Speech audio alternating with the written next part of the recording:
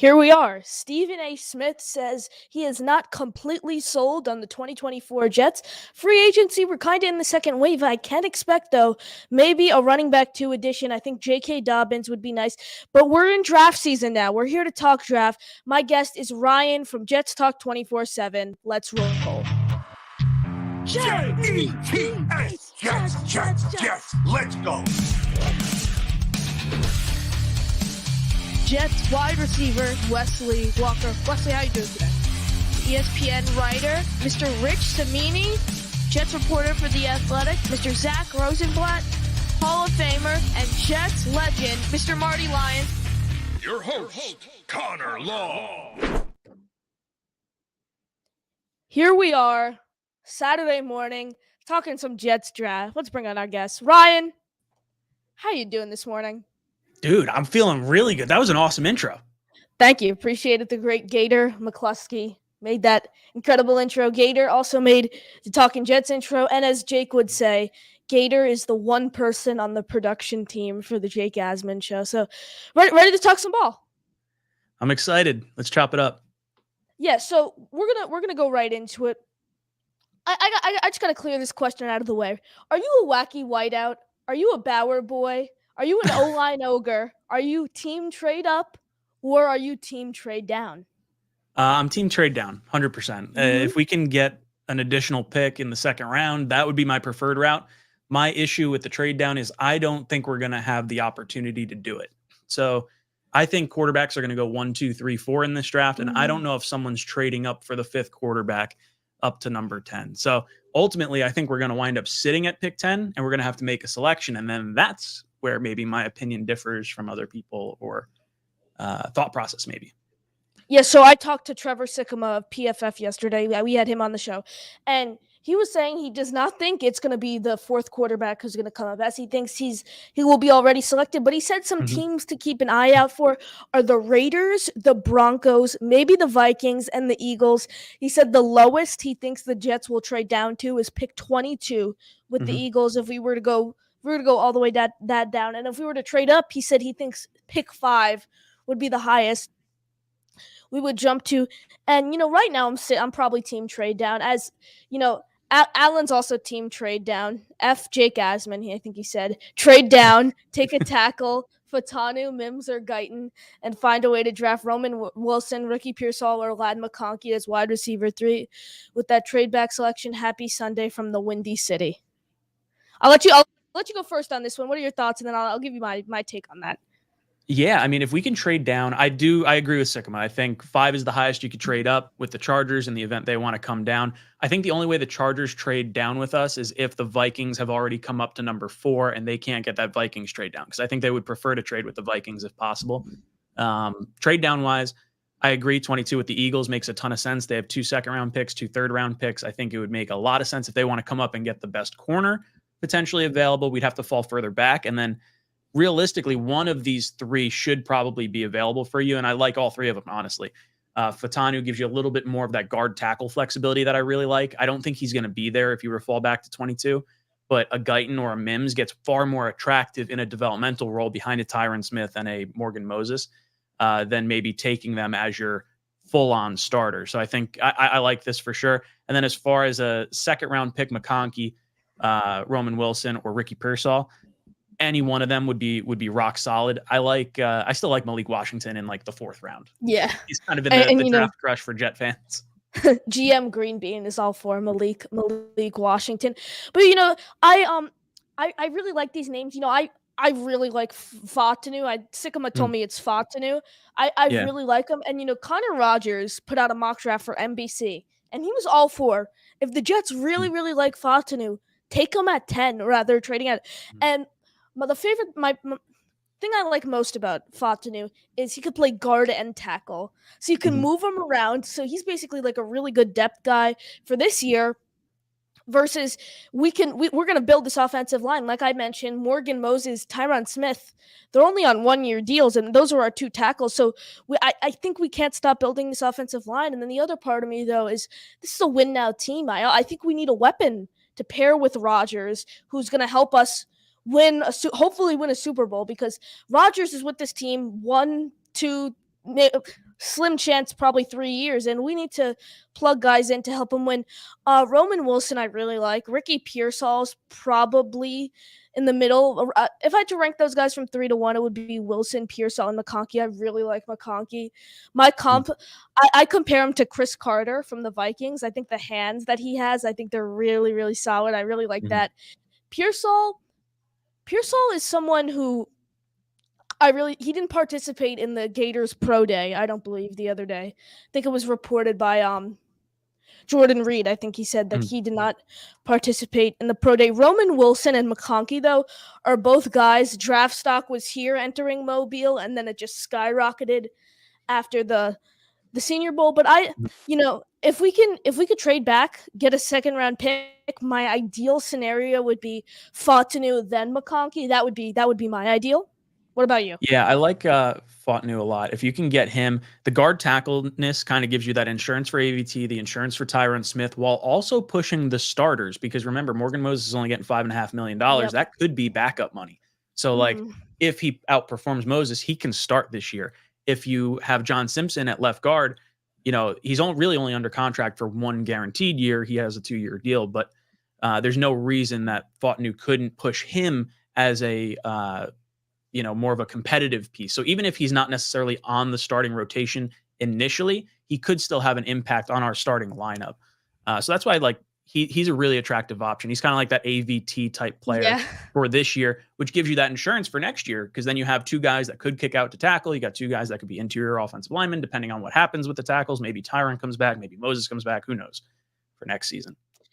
Yeah, I really like Moses, but if you want to have a championship-winning offensive line, a championship-winning offensive line is a team that has Morgan Moses coming off the bench to replace an injury. That's serious depth. If you have him coming off the bench to replace an injury in November, that shows that this offensive line is built for a championship. And, when they signed Moses and Tyron, both them, after they got Moses, I was like, yeah, I think we're either going to draft a tackle or we're going to put AVT at left tackle. We're not getting Tyron Smith. And a lot of people at the time were like, no, there's still a chance. And I'll admit, I was one of those people who was like, they're not going to get Tyron Smith now that we got Moses. But now we solidified both tackles. The second they signed Tyron Smith, my favorite part of that was now, what can we do in the draft? It doesn't tip our pick to other teams. Because if you think I bet you every other GM in the NFL before the Jets signed both those guys were like, okay, yep, we know it's tackle at 10. It's gonna be Fuaga for Fashanu. So now this gives us room. Are we gonna trade up? I right now I'm not team trade up, just because if we were to trade up pick 5, if it was the Jeremiah package that he put together in his mock draft, sign me up. I'd do that all day. But I think it's going to take a lot more. And I'm to the point where I'm a win now team, but I'm not to the point where I'm going to sacrifice my whole future to trade up and get someone. So I think that's why 5 was probably the highest we could trade up. And right now, I'm trade down, up. Like you mentioned, you're also team trade down, and I like that. So let's dive into free agency. Who are your top 3 additions this free agency from 3 to 1? As you know, the Jets might not be done yet, but I do see them adding a running back, but I don't see that coming until like June. So I think free agency's kind of died down for a little. Yeah, I agree. I don't know how many more players we're going to see, and I think my stance on the 10 pick sort of encapsulates a little bit of where I think they'll go after the draft. Like, I think McGovern and I think Bakhtiari will both come in after the draft, which kind of minimizes the need for an offensive lineman at number 10 overall. And then if you think down that pipeline, it's like, okay, if we know we're going to get those 2 players, or we think we're going to get those 2 players, then at the very least, it shields our intention at number 10 with the fallback of them. So that's kind of neat. As far as free agency, I want to lump Morgan Moses into there just as like a new acquisition. He was my favorite addition. Basically always healthy all the time. Played through a rotator cuff injury or a torn pec or whatever it was this past year. I think it was like week 3 or 4. Very much like him. And for $5.5 million, it was just a home run signing. I would argue he's better than any of the tackles that we could have gone after in free agency, let alone, Jonah Williams getting $15 million a year from the Cardinals. So I very much like that. And then I guess Tyron Smith, or I probably like Tyron Smith a little bit more than no, you know what? I like Mike Williams more than Tyron Smith. They're both really good. You could, go either one of them, but I feel like going with Tyron Smith could also have been like a Bakhtiari. Like I could have worked that around in my Ooh. head. like both injury prone players that play at elite levels when they're on the field. I like Tyron Smith more than Bakhtiari. I don't want to get that confused, but I like the addition of Mike Williams given the style of wide receiver that I wanted us to bring in. That was exactly the type of player I wanted.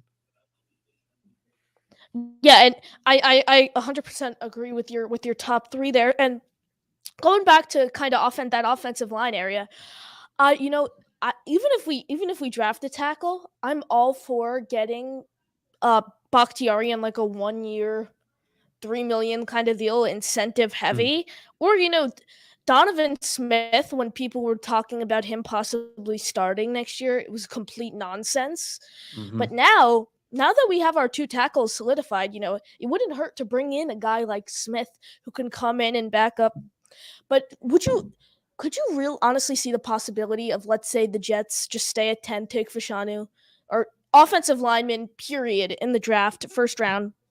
Could you see the possibility of still a guy like Bakhtiari coming in, or a guy like Donovan Smith? And I know you're very high on Connor McGovern coming back, and you've called that since your first mock off season, which was released around a little after Thanksgiving, I believe, or before, Mm-hmm. a couple days before or after Thanksgiving, and you called McGovern coming back. I would love to bring McGovern back. He's cheap depth, and that's what we need. If we can get him and Schweitzer as two of our backups for the interior, I'd really like that. Yeah, that's three players between Tippmann, McGovern, and Wes Schweitzer that can all play guard or center. You have that flexibility across the interior of your offensive line. So in the event AVT does go down, you could either kick Tippmann out to guard or McGovern into guard. As far as like Bakhtiari, I don't know if he'd sign if we signed like a Donovan Smith. I'm not like real high on the Donovan Smith train. To me, Donovan Smith is kind of who he is. Carter Warren to me is more interesting. I'd rather give him the reps as the backup. And Tyron Smith generally, he's not having season-ending injuries. It's been more so like spot starts that he's missing. So if there's a 16-game season or 17-game season and he's only played 13 games, he's not missing the most important games at the end of the season. So in that sort of thought process, I don't mind a Carter Warren coming in for like a week 7 game or a week 10 game, as long as I have my starters for the actual crunch time.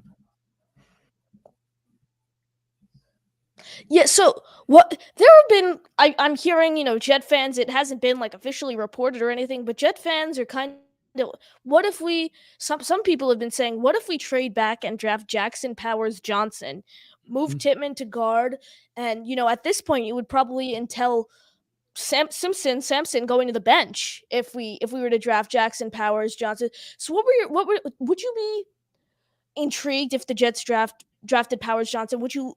Are you against the Jets drafting Powers Johnson? Because, I really like him, but I don't want to spend a first-round pick on a center/guard when we have one, Joe Tippmann. So I think Joe Tippmann is going to be really solid for this team, and hopefully the next Mangold. Yeah, I wouldn't be opposed to JPJ. I feel like that's a move that you make in a pretty steep trade down. You get a second-round pick in that type of trade down. If he's available, then maybe that's a little bit more of a tip of the hand of Moses being a backup to like an AVT out at tackle. Like maybe they haven't decided AVT is 100% our guard. I haven't heard it yet. I know we're all kind of assuming this is what our starting offensive lineman is, but with Morgan Moses' contract, you could kind of wrap your head around it if you wanted to put the best 5 out there. Again, probably not one of my first options because of that, because of Tippmann, because of like where the strength of our offensive line is currently right now. Only 1 year at center, so his ceiling is astronomically higher than what we've kind of seen. I'm curious to see what they wind up doing. I would think it would be a tackle guard hybrid more so than a guard center hybrid in the first round. Yep, I don't think it's going to be a guard center hybrid. As I'm sure you can plug Powers Johnson in at what's it called? Plug Powers Johnson in as a guard, but he really only has played center at Oregon, if you really think about it, and his whole He's only career. got 1 year as center, I think. Oh, really? Because what I was hearing is that. Let me double check.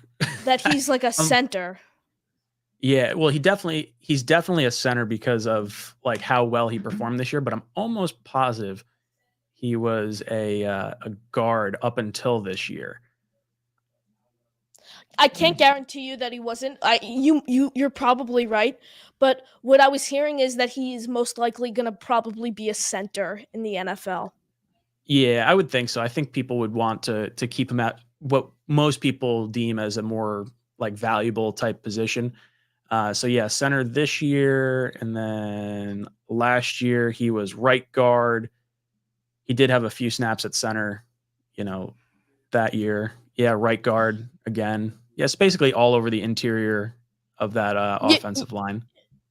I can guarantee you he will not play tackle in the NFL. That's the only thing we can we can guarantee. Like when there was this was probably in February on Talking Jets when you guys were debating where do you guys think AVT is going to play Green Bean. All Green Bean said was, "I'll guarantee you he won't be playing center next year." So, you know, I 100% agree that it's going to be like a tackle. The Jets are going to go all in on tackle, but NY Jets superfan had an interesting opinion on what to do if we traded down. Trade down and take the best defensive tackle with the second round you get in the trade. Grab the best wide receiver. Third, grab a guard. Next year we can fix the situation. Remember, we have Carter, Warren, and AVT in case. Ryan, you don't look too happy with that one. Absolutely not. You do not take a defensive tackle in the first round for this team. I will go on an absolute rampage if that happens. That's it. I'm not even going to entertain it. No, it's not happening. Not in the first round. I can understand like third round or something like that, but not in the first round. It's been really interesting when, the 10 o'clock mock, and when any Jets content creator or when Boy Green has Dom C on his show, whenever you guys do the simulators, you guys tend to pick a defensive tackle in like the third or fourth round, which I don't disagree with, and it gives you an F for that pick from the PFF simulator, and I found that really interesting. Like, I remember you guys took like Jazar Newton in like the third round or fourth round or something, and it gave you like an F for the pick. I'm like, I don't know, ridiculous. Since we added Kinlaw though, and brought back Solly, I think we can lay off on defensive tackles, and then Jermaine and Will McDonald. Do you think Jermaine and Will McDonald, any chance they combine for like 15, 20 sacks next year? Do you think that could happen? Yeah, for sure. I mean, you saw Bryce Huff get 10 sacks last year with a historically terrible offense. Imagine a team that is now playing with a lead. The Jets didn't take an offensive snap with the lead until week 5. Like, that's how crazy it was last season. Just an offensive snap with the lead. So if you have any type of success with the offensive side of the ball, you're going to have pass rushers teeing off. You're going to see more turnovers. You're going to see more sacks. I think you could absolutely see 20 sacks between Will McDonald and JJ next year. I think Jermaine can get 10. I think Will is going to get like between 6 and 8. I hope he can get more, but he better get at least 5 sacks this year. I mean, he better, or that, I know it'll still only be his second year, and this was really kind of his first off season in the league. I really, really hope he's ready for next year. And I'm one of those guys, if our first round pick doesn't pan out the year of the pick, I start panicking and thinking he's going to be a bust. And I tend to be right 50% of the time, and I tend to be wrong 50% like of the time. GMs. But he's already yeah. He's already better than Vernon Golston, so I look at that as a win. But I really need to see him take a step to the next level next year. As I remember his first snap in the NFL, I believe, was against the Hall of Fame game, and his first snap in the preseason, he pressured the quarterback, and I was like, wow, I really like it. First snap, he was in the quarterback's face, almost to tip the pass. But going back to the defensive, the whole defensive tackle thing, we also have Lakai Fotu, and I think it was a downgrade from Al Woods on, if I'm being completely honest. I had 2 pass deflections last year. I really had to dig around NFL Premium to find like any really highlighted clips from him. But I think he's a downgrade. I think the defense is still solid, but Connor Hughes has said it on SNY. He thinks this defense got worse, and they did get worse this offseason. If you really think about it, we lost Al Woods, who's probably going to retire. What upset me most with the whole Quinton Jefferson thing is he gave the Jets a chance to match his offer, and the Jets didn't match it. So I was like, they didn't respond. They responded late, I think, is what it was. It was like, oh, they matched it, but he had already signed. It was like, oh, sorry, didn't have my phone on notification. It was on airplane mode. That was the most like Jet-like thing to do. Yeah, say, okay, we'll match your offer literally after he's already officially signed with the Browns. You know, I do think the Jets still need to bring some. I want Hardy back. I really do. He's the captain of the special teams unit. Want him back. McGovern, like you mentioned. Davis, Zach Rosenblatt told me that Davis is going to, quote, pursue a starting job elsewhere. But if he does not find a starting job, he thinks there's a chance he's back. He's back in New York. And, 2 weeks, whenever it was, 2 weeks ago, I think it was, when free agency opened, Rich Cimini of ESPN told me that on my show, that he could expect a Justin Hardy re-sign within the next 24 to 48 hours. And that was nearly 2 weeks ago. So I was like, he's still not back. And the guys that everyone's really said it. The reason guys are still out on the market right now is because they haven't gotten the money they're looking for. But, I don't know. I think I really like this defensive line rotation. And Ryan, I have a question. Were you in the Carl Lawson blocking spree? Was your account affected? No, I'm not super popular on Twitter at all. I don't think he even knows who I am. I did not get blocked. I have 200 followers on Twitter. Didn't comment on a single thing of his, and he blocked me. Didn't comment on one thing made by him. Yeah, 200 followers, and he blocked me. That's pretty funny. He blocked. I think it all started though, I believe, from someone tweeting out an all 22 clip of him against Trent Brown in week 18 or something, and it was tell the whole story, and then he started blocking it really made no sense. And I saw U Stadium. The reason I really saw it is because U Stadium said Carl Lawson went on a blocking spree. Tweet it out if he blocked you. And as we speak, I just got a notification from Bleacher Report. This was reported by Jordan Schultz. New York is, quote unquote, highly motivated to reach a deal with Jadeveon Clowney. So I'd really like to see him. I heard the visit went well, but I did think he was going to leave the Jets building, but I could have been wrong, because I said Williams was going to 100% leave the building and explore elsewhere. But Alan says Carl Lawson, $1 million build, and soft as Charmin. But staying with the topic of Carl Lawson, thing that really upset me when we let Bryce Huff walk is Huff went for 3 for 51, and we signed Lawson for 3 for 45. And I'll tell you, still to this day, when we signed Carl Lawson to that deal, I was like, let's go. This is such a good deal. Obviously, he tore his ACL the first training camp. We didn't get to see him. And then he basically never really recovered from that. He was a healthy scratch most of these games, but that just goes to show how stacked this defensive line really was last year and has been. And I hope we could do that again this year. Yeah, I think it's interesting how active the Jets are on the defensive end side of things. Apparently, we had matched the offer for Shaq Barrett, and he chose Miami because of the taxes. We're in on Jadeveon Clowney. I think that means the Jets are looking to add an edge rusher. But you look at what Shaq Barrett signed for. It was 1 year, $9 million. I think that's sort of where you can kind of gauge where Clowney's going to be, in that $6 to $9 million range. And then I would throw another name out there, Yannick Ngakoue. If Jadeveon Clowney is not signed, I could see bringing in a situational pass rusher like Ngakoue, or maybe even using our 3rd round pick on an edge rusher. Someone like the name's escaping me right now. The guy that played opposite Laiatu Latu at UCLA, really bendy edge rusher, shorter arms. Yeah, I'm drawing a blank on it, but either way, impressive pass rusher that could be available in the 3rd round. His stock's been going up. Yep. I think they definitely need to take a defensive tackle at some point in the draft. I also think I think they'll take a safety, probably day 3. I think tackle, safety, but day 3, Joe Douglas is kind of a guy who's best available player, and he also is a best available guy in the in the first round too. I'm going to use this as an example, but when the Jets first drafted Quinnen Williams in 2019, I believe it was, third overall, he never really fully panned out until last year. If you really think about it, like he was all right, but he didn't really show a big flash until last year that he was worth the third overall pick. But and we got a lot of guys that the Jets could possibly restructure. So what are your thoughts on maybe restructuring another guy? Could you see the Jets restructuring JFM? I've seen some trades.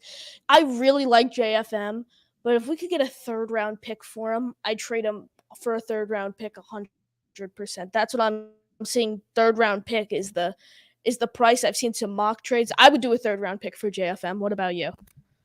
Yeah, I think JFM and Reed are two players that are as likely to restructure to align in a 2-year window as well as being traded.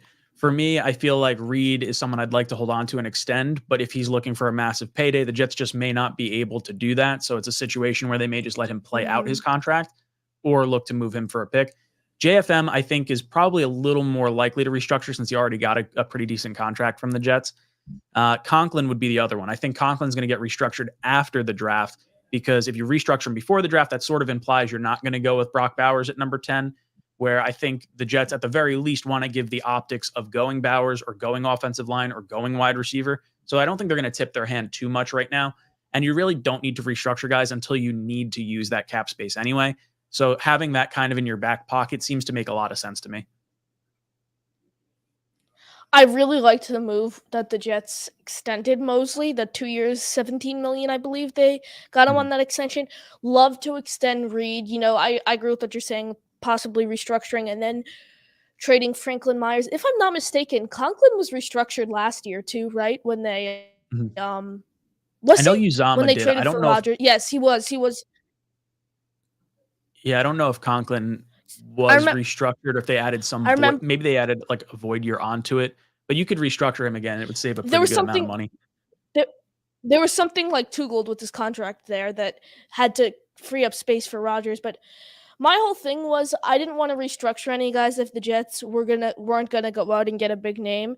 And I'm happy they got Tyron Smith and these guys. And we still have cap room to work with. Like we still have cap room left. That's why I think a J.K. Dobbins, a Cordero Patterson, a Donta Foreman, they'd all fit great with the Jets. But Ryan, thank you for joining us. Any final thoughts?